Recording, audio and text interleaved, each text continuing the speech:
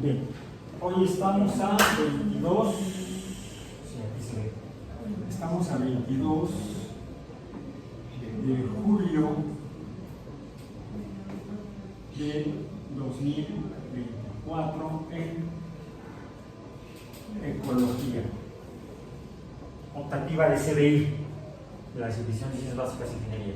Aunque también en los cursos anteriores se ha llegado a ver inscritas personas inscritas en la licenciatura en Ingeniería Bioquímica Industrial, que se imparte en la División de Ciencias Biológicas y de la Salud.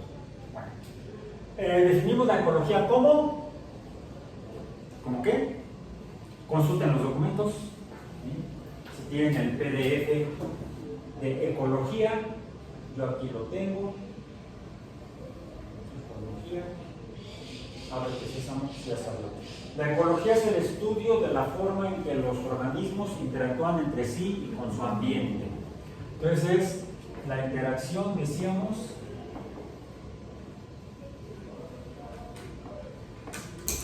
de organismos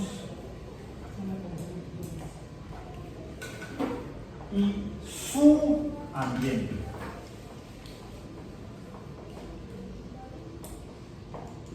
¿Qué son organismos? Estos son seres vivos. ¿Qué es el ambiente? Este es el entorno. El entorno natural, en sentido estricto dentro de lo que es la ecología.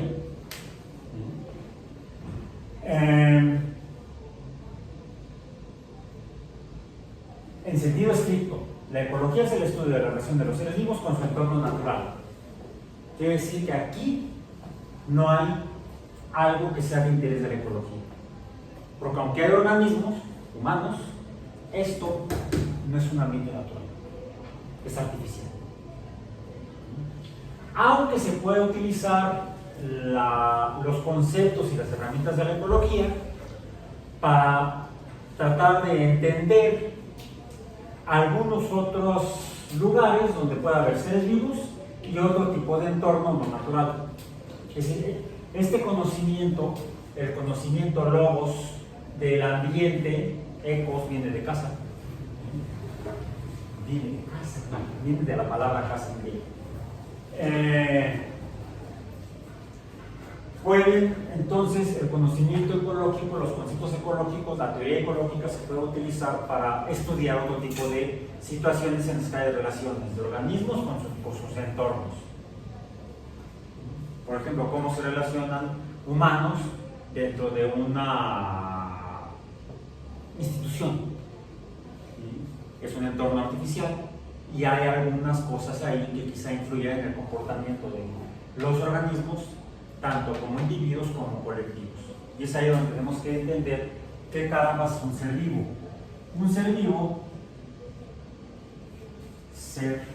vivo, o un organismo, un ser vivo, obedece a los principios de la biología. De acuerdo a la biología, ¿cómo es un ser vivo? ¿Cómo está hecho? Esto mencionamos que lo definen los tres paradigmas fundacionales de la ciencia de la biología. El conocimiento de la vida, logos, bios. ¿Y cuáles son esas tres teorías o paradigmas fundacionales? Uno, todos los seres vivos están formados por células. Si no hay células, no hay seres vivos. Dos, dentro de su funcionamiento como seres vivos, los seres vivos presentan además 6 características que las hemos compartido, por ahí las hemos mencionado.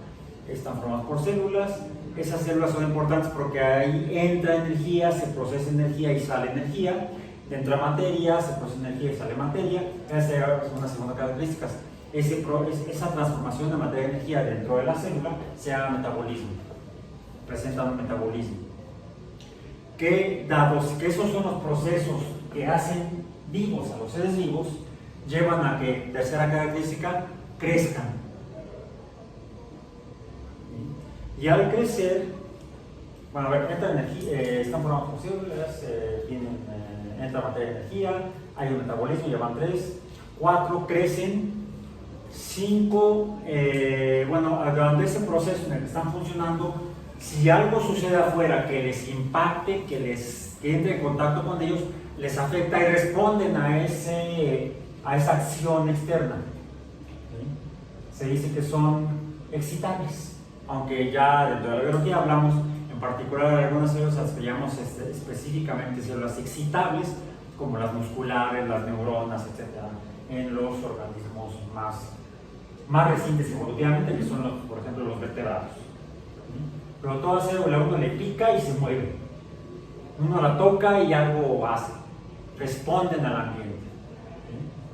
Esa sería la quinta característica. Y la última de estas 6 características es, dado que están introduciendo materia y energía y la están procesando, la están modificando, eso lleva a que crezcan, ya lo mencionamos, pero hay un límite a su crecimiento. Si creciera demasiado y no hubiera alguna acción rara dentro de la naturaleza del universo, reventaría como ejote o como un globo inflado de más. Un globo, uno le mete aire, empieza a crecer hasta un límite que depende de sus características físicas y químicas.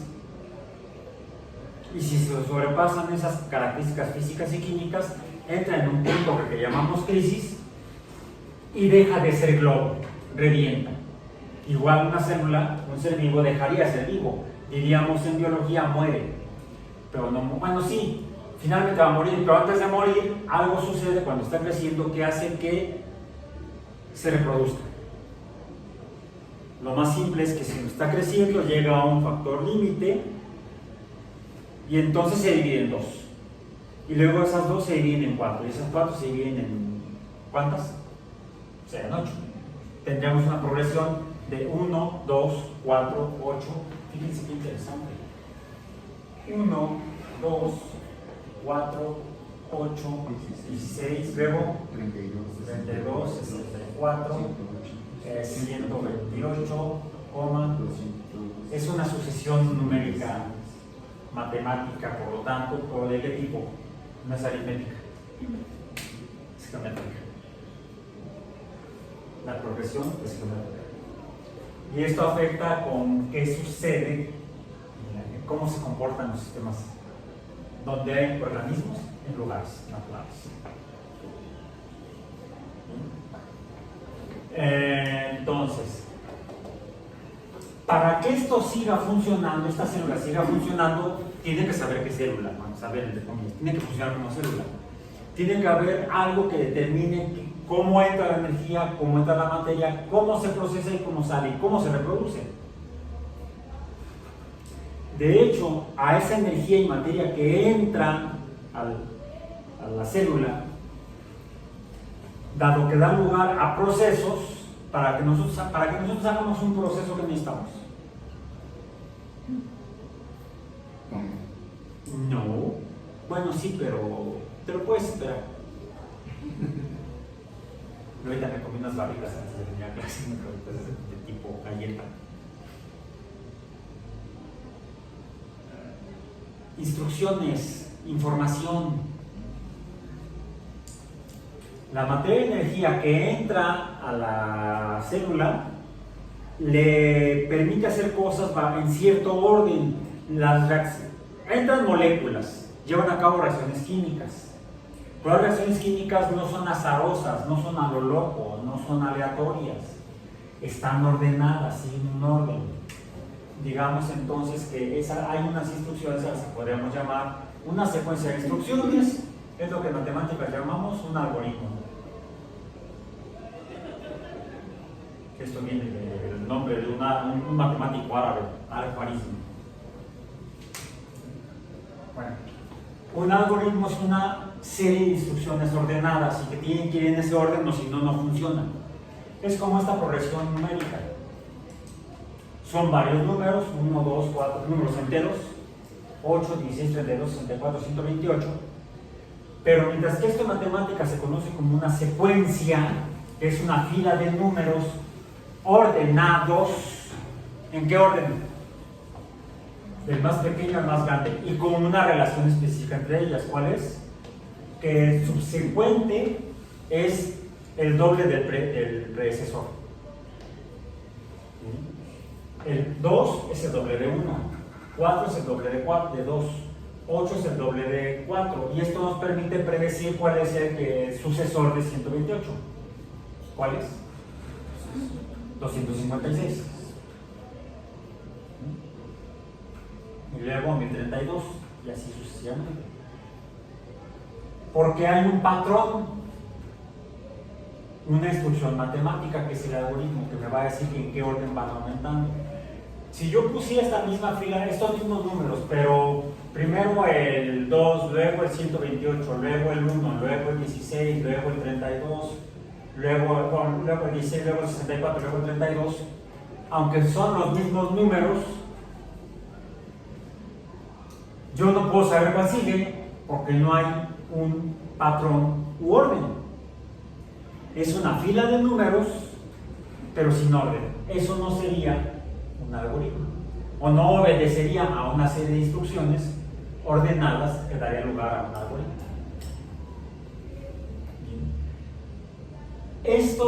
Ese patrón significa algo, y entonces es información. Y esa información, en el caso de las células, le dice a la célula: ya creciste suficiente, ya no puedes crecer más, es momento que te reproduzcas, que te dividas en dos. Y cada una de ellas, cuando crezca a ese tamaño máximo, va a seguir la misma instrucción de entonces dividirse en dos. Ese sería el proceso reproductivo para esa célula, para ese tipo de células en particular, para ese organismo o ese tipo de organismo en particular. Un tipo de organismo que tiene unas características específicas que lo hace igual a otros similares a él, le llamamos especie. Es un conjunto de organismos que tienen las mismas características, son parecidos, se comportan de manera muy parecida, son compatibles entre sí. Eso sería una especie. Bien. Bueno, las especies siguen órdenes específicas, instrucciones o información específica. Y esa información es lo que matemáticamente la descubrió un monje, ese sí era monje, en el siglo XIX, a mediados del siglo XIX, de nombre Gregor Mendel, que nos dice cómo se transmite la información en el proceso reproductivo en las células. Ese es el segundo paradigma o la segunda teoría fundacional de la biología, la teoría genética. La teoría genética es el segundo paradigma fundacional de la biología. Ya tenemos dos. Nos falta un tercero que, por cierto, fue descubierto y postulado antes que Mendel descubriera la teoría genética. Plantear cómo se reproducen los seres vivos, cómo cambian en el tiempo, y que da lugar a nuevos tipos de seres vivos o nuevas especies. Porque ¿han jugado teléfono descompuesto? No, no jugamos internet descompuesta, jugamos a la caída de Microsoft. No han jugado a Microsoft descompuesta. No, porque entonces ni funciona, no tiene que ser tan dramático. ¿Han jugado teléfono descompuesto? ¿Sí? ¿Cómo se juega? Con una frase. Comienza por ahí a tu compañía con una frase, se la pasa a tu compañera, luego ella te lo dice a ti, luego te lo dice así, rápido. Y quizá entonces no alcanzas a escuchar bien. O quizá incluso cuando lo dijo, arrastró una palabra, cambió alguna letra, y cuando llega el mensaje hasta acá, ya el mensaje que escuchamos aquí ya no es igual al primero. Eso sucede durante el proceso reproductivo en los seres vivos. Hay errores en la transmisión de esta información genética. Eso le llamamos mutaciones, y da lugar que al pasar mucho tiempo, esta información pasada de generación en generación, dé lugar a que los organismos, mucho tiempo después, que provienen de un originario, sean muy diferentes al originario, el primero, tan diferentes que antes se reconocen. son especies distintas.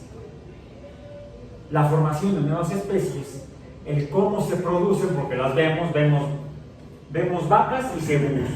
Bueno, más vemos vacas lecheras y vacas para carne. Y vemos gallinas gordas y gallinas ponedoras.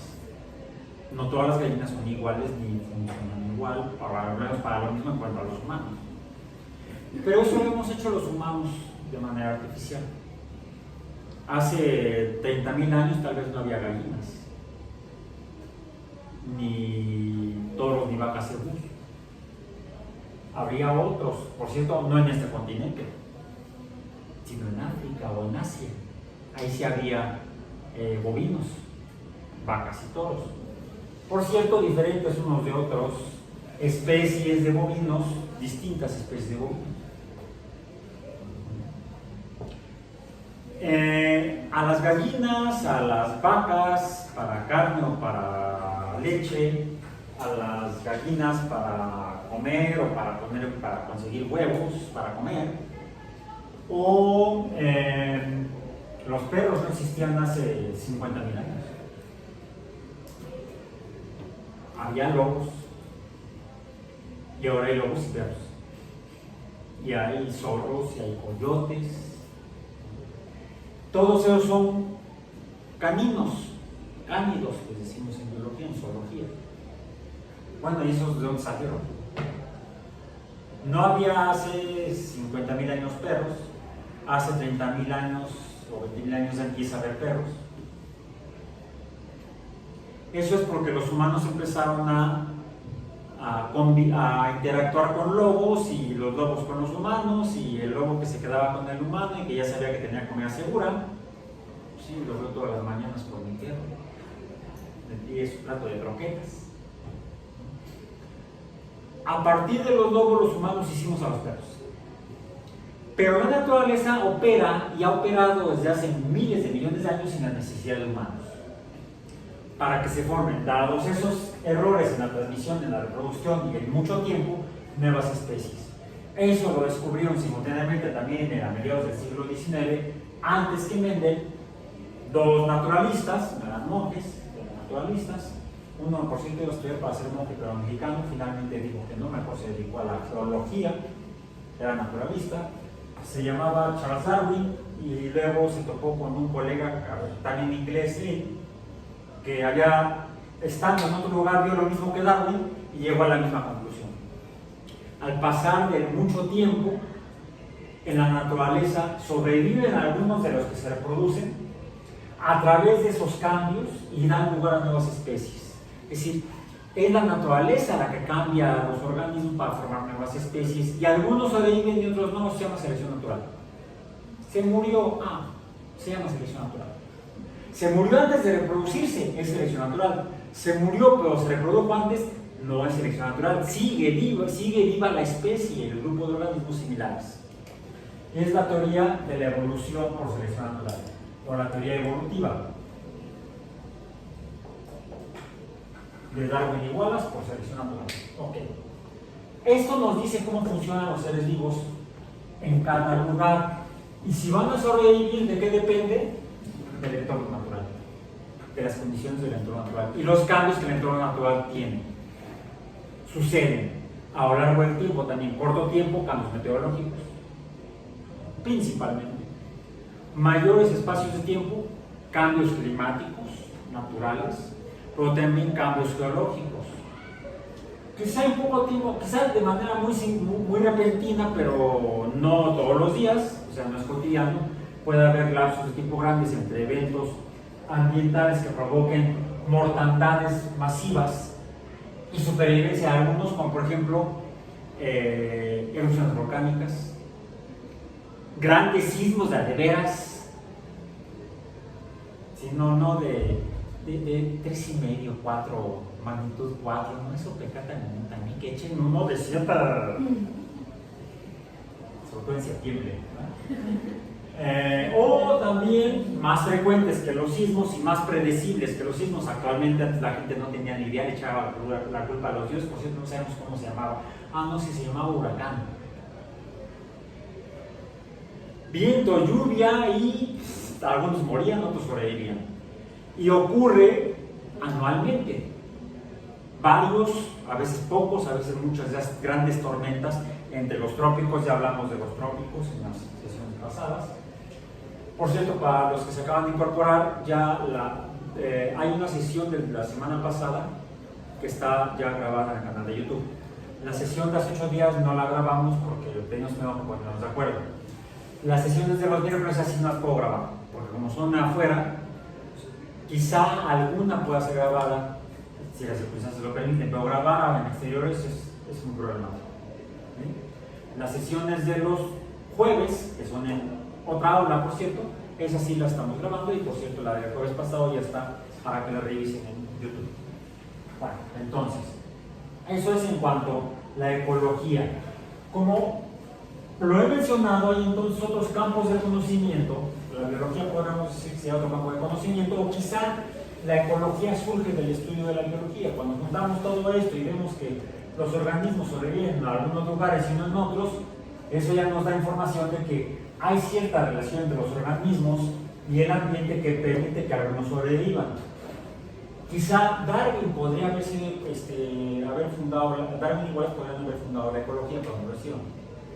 La ecología surge como campo de conocimiento y en la historia del desarrollo de la biología entre finales del siglo XIX y principios del siglo XX. Ya se establece como una ciencia formal en la primera mitad del siglo XX. Ok, eso sería la ecología. Pues sí, aquí está la lámina. En el archivo Ecología PDF que está disponible en el CIPI, vienen las características de los seres vivos, las que mencioné ya hace rato. Luego viene, ¿cómo son los seres vivos? Están formados por células, pero al pasar de la evolución biológica, la biología evolutiva sería otro campo, otra disciplina relacionada con la ecología, nos explica cómo son los cambios. Cuando buscamos los organismos más antiguos en la Tierra, vemos que fueron células. Y al pasar del tiempo se fueron agrupando y dieron lugar a organismos coloniales. No porque hayan vivido cuando llegaban los españoles, no era colonia, era virreinato. Colonias fueron las 13 colonias inglesas allá más al norte.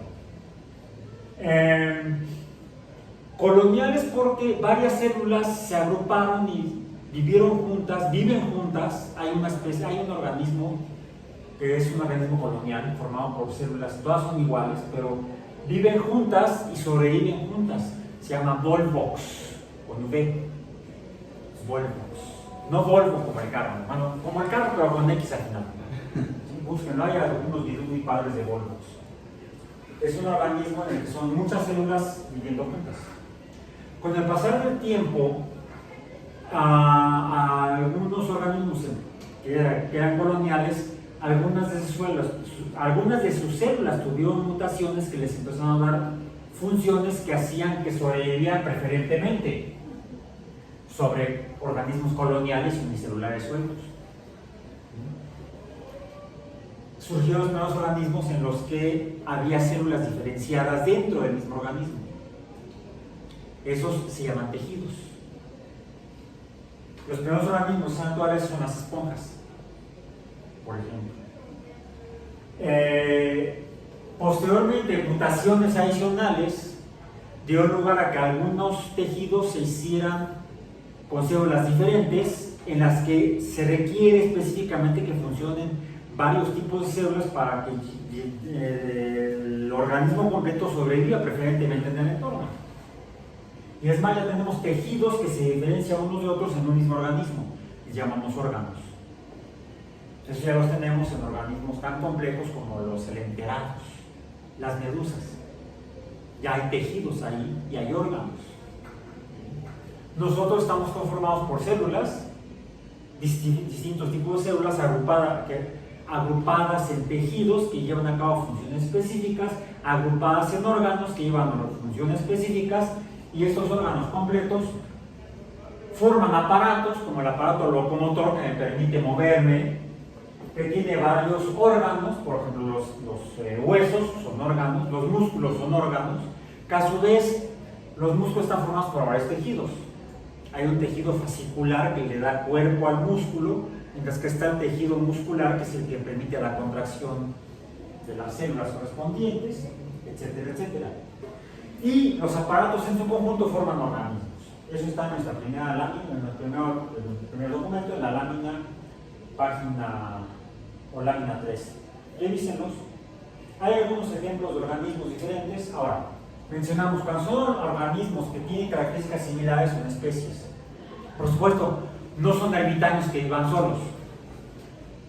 No son Robinson Crusoe. Viven varios individuos de la misma especie juntos, y entonces eso dijimos que se llama. Vamos a decir, estos forman los organismos, y los organismos pueden tener diferentes especies. Puede haber de una especie 1, especie 2, que están formados por individuos. ¿Sí? Una especie está formada por individuos similares. Estos individuos sean distintos de estos son distintos, son diferentes especies.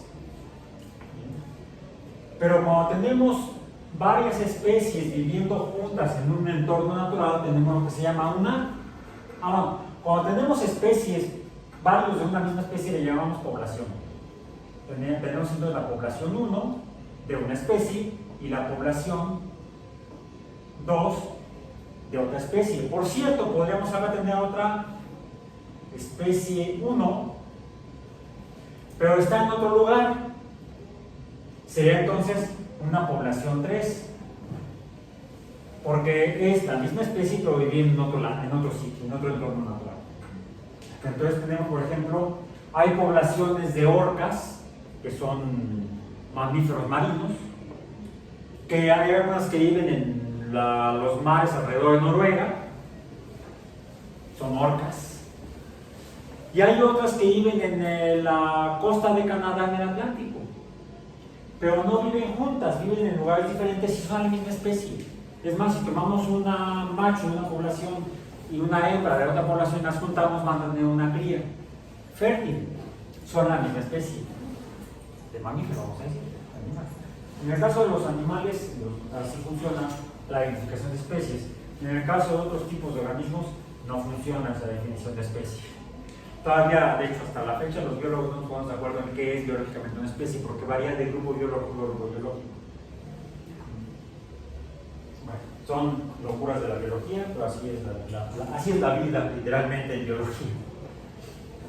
Cuando tenemos a varias especies, especie 1, especie 2, viviendo en el mismo lugar, tenemos lo que se llama una comunidad. Ahora, estas especies ocupan el mismo espacio, pero no ocupan lo mismo del mismo espacio. Cada una ocupa entonces un nicho. El nicho no es el lugar físico, sino el lugar físico, quizá, y lo que usa del lugar físico para vivir. Eso es el nicho. Aquí habría una especie 1 en un nicho 1, aquí habría una especie 2 en un nicho 2, y aquí habría una especie 1 en una población 3 ocupando un nicho 3. Esta sería una comunidad 1, y esta estaría quizá con otra especie, digamos una especie 3, población 1 de la especie 3, y esta sería entonces otra comunidad, una comunidad 2, digamos. Ahora, esto entonces ya nos empieza a distinguir lo que serían esta comunidad donde hay especies con sus poblaciones, cada uno ocupando nichos en un sitio en el planeta Tierra. Nos define lo que serían ecosistemas. Los ecosistemas es donde hay comunidades. Entonces tendríamos un ecosistema 1 y sería un ecosistema 2 en otro lugar. Ahora, ¿qué tan lugar o qué tan puntos separados están los lugares? Los ecosistemas se definen en términos grandes sobre la Tierra, dependiendo de dónde esté en la Tierra. Y como lo que vimos en la sesión pasada, eso depende de la cantidad de energía principal, inicialmente de la cantidad de energía solar que llega a la Tierra. Revisen ese video, por favor, para que recordemos cuál es el factor del cual depende que haya diferentes ecosistemas sobre la superficie de la Tierra dependientes de la cantidad de energía radiante del Sol. Le llamamos biomas. Entonces, tendríamos un ecosistema o bioma, uno en un lugar de la Tierra desde el Ecuador hacia el norte o desde el Ecuador hacia el sur, porque de eso depende la cantidad de energía solar que llega. Revisen el video correspondiente, digo, y los documentos también correspondientes, y aquí tendríamos un bioma 2. Los biomas son los ecosistemas más grandes y más extensos que hay en la Tierra, pero no son los únicos. Podremos tener ecosistemas más pequeños, y esos son, por ejemplo, los que vimos en particular en el caso de los billetes de 20, 50, 100, 200, 500 y 1000 pesos en México. En cada uno de ellos no se muestran biomas distintos, sino ecosistemas distintos que están más reducidos en extensión geográfica. ¿Y que dependen? Sí, dependen como los biomas inicialmente de la cantidad de energía que le llega a esa región de México. Por ejemplo, el bioma del desierto, que es un bioma, es un ecosistema. En particular hay ecosistemas de desierto en México, primero porque son biomas, está en la región de los biomas de los desiertos, que en esa latitud la hay en todo el mundo. En el continente americano, en esa latitud, está el desierto de Altar, mencionamos, ¿sí? Pero también está el desierto de Nuevo México, que está un poco separado del desierto de hecho es un sistema compartido con los Estados Unidos, es un ecosistema compartido con los Estados Unidos. El desierto de Sonora no es solamente el desierto de Sonora, sino que es el desierto de Arizona a Sonora. Es un solo ecosistema. Y por eso es tan grave la estupidez que están haciendo en el sur de los Estados Unidos al poner una barrera artificial que está partiendo un ecosistema en dos. Una actitud humana idiota, y si así lo digo, idiota, irresponsable ambientalmente, irresponsable ante la vida en la Tierra, por un capricho de algunas personas, está afectando gravemente la supervivencia de organismos en el ecosistema del desierto arizona. Ya más adelante abordaremos este tipo de fenómenos. Bien. No está bien, está muy mal eso. Pero en cuanto a esas latitudes del norte del planeta Tierra, del hemisferio norte, si viajamos hacia el este y atravesamos el Atlántico, vamos a encontrar la misma altura, fíjense, el desierto del Sahara, en África. Por cierto, en Europa entonces no le tocan desiertos. No hay espacio continental, tierra firme, donde se pudiera desarrollar un bioma de desierto en Europa. No hay desiertos en Europa. Sí en el norte de África, el desierto de Arizona. Si viajamos hacia Asia, o sea, conseguimos hacia el este, vamos a encontrar el desierto vamos a hablar de grandes desiertos. El desierto de Arabia, en la península arábiga, el desierto de Gobi, en el centro de Asia. Y lo mismo vamos a encontrar del Ecuador hacia el sur, en el hemisferio austral, el desierto de Atacama en Chile y Argentina, el desierto de Namibia en Sudáfrica y el gran desierto de Australia en el continente australiano. Esos son los ecosistemas que conocemos como biomas, pero cada desierto es un ecosistema distinto de otro, no todos son iguales. Por eso pueden tener varios ecosistemas de desiertos, varios ecosistemas de bosque lluvioso tropical. No es igual el bosque lluvioso tropical del sureste de México al de la cuenca del Amazonas, o al del África Central, o al del sureste de Asia, o al del norte del norte de Australia. ¿Bien? Y en cada lugar donde hay nichos específicos viviendo organismos, llamamos el hábitat de cada especie. Todo esto en su conjunto forma la superficie de la Tierra, la biosfera. La biosfera entonces es en sí el objeto de estudio de la ecología, donde lo que estudiamos son los ecosistemas. También es una palabra muy manoseada o muy utilizada y habla, el ecosistema de Internet es natural, por lo tanto no sería en sentido estricto de la ecología un ecosistema. Se puede usar como analogía, tanto los términos como los conceptos de ecología para dar a entender el comportamiento de otras cosas, como la relación de las personas con las computadoras, por ejemplo. Y hablamos entonces del ecosistema de Internet. Bueno, rápidamente me voy a pasar a la presentación 2, o al documento 2, que es el de ecosistema. Entonces, los ecosistemas los podemos definir entonces, los ecosistemas son conjuntos de comunidades, la definición, comunidades de organismos y su entorno. Viviente, entorno natural. Por cierto, la base entonces de los ecosistemas es lo que dejan los seres vivos. Los seres vivos, los más antiguos, antes de que hubiera vida en la Tierra, pues no había de qué se nutrían. ¿Cuánto se sabía de qué se nutrían cuando se formaron los primeros organismos? Lo que había en la Tierra, materia inorgánica y fuentes de energía como la energía radiante del sol. Bien. Entonces, los primeros organismos usaban lo que había, pero el proceso del metabolismo hace que excreten materia y energía. Entonces, esa materia y energía se acumula sobre el lugar en el que habitan los organismos, las especies, y se adiciona al material natural que ya había en el lecho sobre la superficie planetaria correspondiente. Hay nueva materia que no existía antes de la aparición o formación de la vida, por ejemplo en la Tierra. A eso le llamamos entonces factores de los cuales depende que sobrevivan las especies. Habría entonces materiales que ya estaban ahí de manera natural, no vivos, a los que dijimos le llamamos factores abióticos. Entonces, en los ecosistemas encontramos factores abióticos,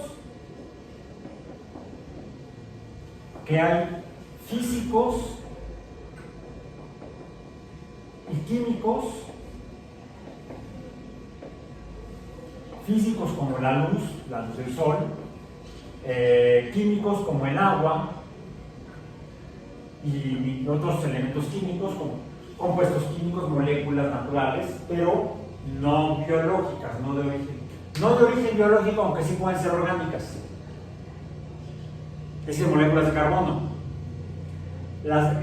El carbono puede llevar a cabo reacciones químicas, por ejemplo, de polimerización, aún sin la presencia de seres vivos, simplemente con el hecho de que haya luz de alguna estrella en el espacio interestelar o en el espacio alrededor de la estrella,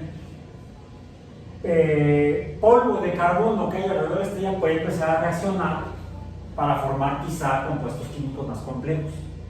O incluso si hay carbono y agua, moléculas de agua dentro de los gases o entre los gases que están orbitando alrededor de una estrella, en las nubes de polvo y gases en el espacio entre las estrellas, puede dar lugar a reacciones químicas de la materia.